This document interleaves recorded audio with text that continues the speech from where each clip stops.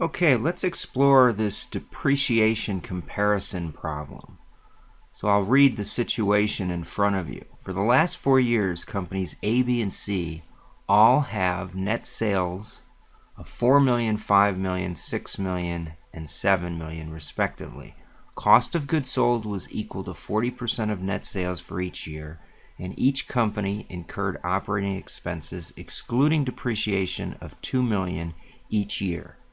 4 years ago, all three of these companies were started on the first day of the year with fixed assets of 3 million, and the equipment had a 4-year useful life with no salvage or residual value. Okay, so the entire 3 million was of fixed assets was equipment. Now, Company A uses the straight line method, Company B uses an activity-based depreciation method, and Company C uses the double declining method. Company B bases its activity-based depreciation on production hours and estimated its total production hours would be 22,000. 4 years ago, the equipment was used 4,000 hours of production. 3 years ago, it was used for 5,000, then 6,000, and 7,000. Okay? So the question on hand is, does activity-based depreciation smooth income? Well, let's perform the analysis, and we'll do this in thousands of dollars. Okay? So let's look at Company A first, which has straight line depreciation. So we need to put together their income statement. Well, what do we see? Sales of, let me slide this out of the well, we're going to get that little image there. Sales of 4 million, 5 million, 6 million, and 7 million for a total of 22 million. Cost of goods sold is equal to 40% of sales, and operating costs were 2 million every year. Okay, then we have to calculate depreciation. And if I just hit the F2, you'll see it's just the 3 million of fixed assets, all equipment, divided by 4, and that's the same in every year. Okay, so that gives us our total expenses. From there, we can subtract total expenses from net sales, and we have operating income. So there's the results, and as a result of increased sales, we see operating income increases every year. Now, as a percentage of sales, meaning operating income as a percentage of sales, we see the improvement year by year. All right, let me slide up, and now let's take a look at Company B, which uses activity-based depreciation. So we're going to see the same kind of numbers, right, all the way down to depreciation, and then depreciation will change. And let me move this down a little bit so that we get the arrows, that little screen not hitting our number there. All right, so how do we calculate depreciation? Well, we have the hours of production, and it's 3 million. 3 million of cost times hours of production divided by the total estimate, which was 22,000 hours. So this is hours of production, right? 4,000 divided by 22,000. So when we calculate that percentage and multiply it by the cost, we were able to calculate activity-based depreciation. Now, we don't have to consider salvage value in this example because salvage value or residual value is 0.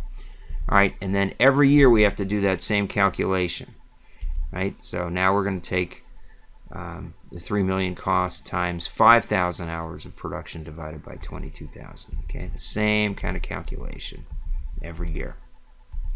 Now I'm going to round this back so we don't have to worry about the decimal points, and rounding is close enough for our purposes. So at the end of this, we see that total expenses and operating income are calculated, and we already can see that using this hours of production, we have a higher income or a lower loss in the first year. You look at the fourth year, straight line had 1450, we had a little bit less. So we're seeing more depreciation charges in periods of higher activity, and usually higher activity goes along with sales, which is why I made these numbers exactly the same, even though sales are in millions and the hours of production is in thousands. Okay, because that's units, not dollars like you see here. All right, so let's slide on down, and by the way, we still see the same improvement, but we see the improvement is a cost, the percentage of sales isn't as great in the last year, and it isn't as severe of a loss as it was in the years where sales were at its lowest. Okay, so now let's compare that to double declining balance. So double declining balance, we're going to have all the same numbers again, except when we get to depreciation. So how do we calculate that now? We take the $3 million of cost times 1/4, that's the straight line method, right, for your life, times 2 gives us double declining balance. We don't have to worry about salvage value because it's 0.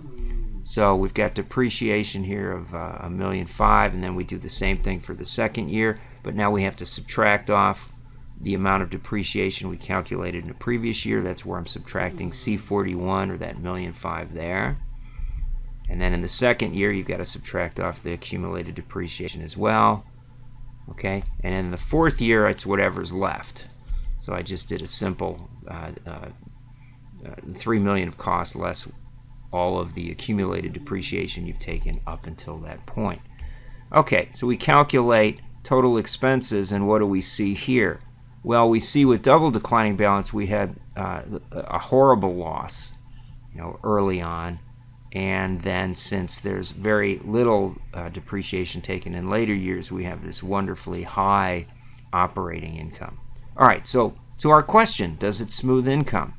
Let me shrink the screen and see if we can calculate. So you have to bear. If you can hear that noise in the background, that's my dog wanting my attention. All right, so here we can see the incomes and the percentages. Let me see if I can slide up a little bit more. Okay, I shrunk the screen a little bit. So what do we see here?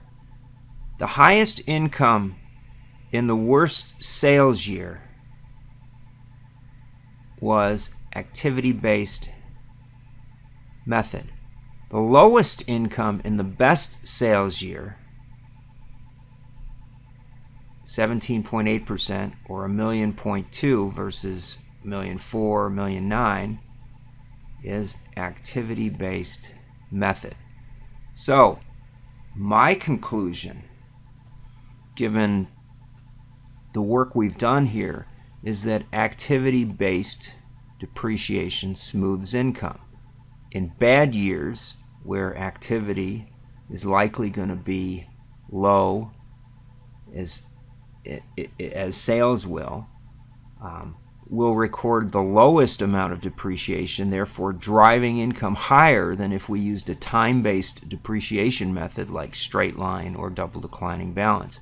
I call those time-based because you're simply basing it on periods of the year without regard to the activity that occurs during those periods. And then in periods of high activity, high sales, high revenue, where we're likely to have higher levels of activity, the activity-based depreciation is more likely to record higher amounts of depreciation, and therefore it's driving down the profitability. So in my experience, activity-based depreciation, and by way of this example, does smooth income. Now, does that mean is that inappropriate? No, I actually think in many situations that makes sense. When you're working, when you have lots of activity going on, you're using your equipment more often, it makes sense to me more depreciation should be recorded. When less activity is going on, we're not using it as much, it seems very logical to me to record lower amounts of depreciation. And certainly I've seen activity-based depreciation used in my work experience, and I think it makes sense to use it. Okay, but the whole purpose of this was just so that we could do the comparison and see if activity-based depreciation does indeed smooth income, and it also gave us a chance to see how depreciation impacts income, or using different methods will impact your operating income.